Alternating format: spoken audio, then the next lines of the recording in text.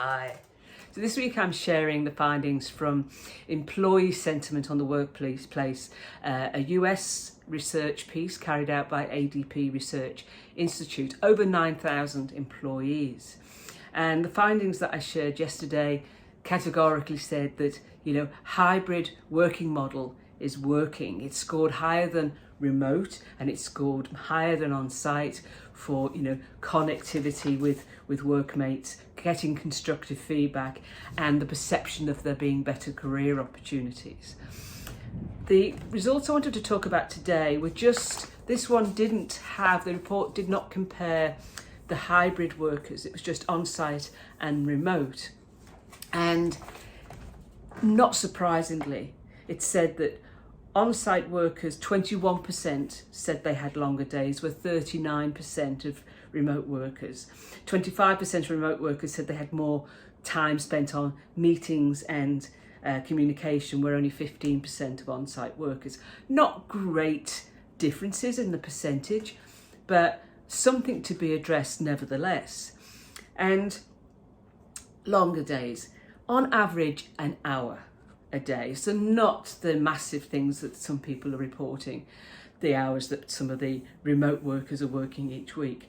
The key is to have the conversation with employees about their working day, and it's a lot easier for some of us to have a dedicated area in the home to work from.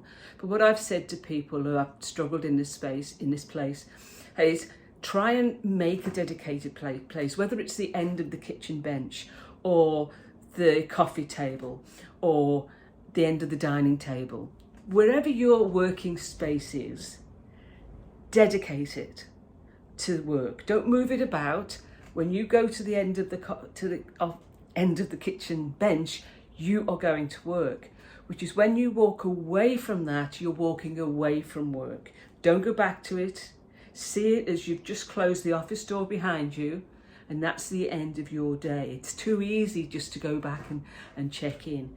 So have that mental picture of closing the office door. If you move your office around the home, it gets harder to do. So have that dedicated space that in your head says the office.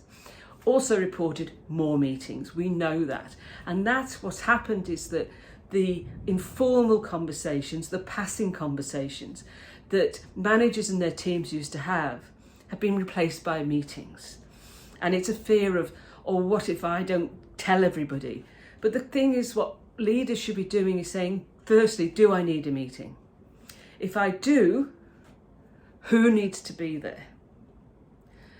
And when you ask that, you can reduce the number of meetings. Don't just carte blanche replace everything with a meeting. And define with the team what warrants a text, what warrants a phone call, what warrants an email, what warrants a video conference, one-on-one, what warrants a meeting.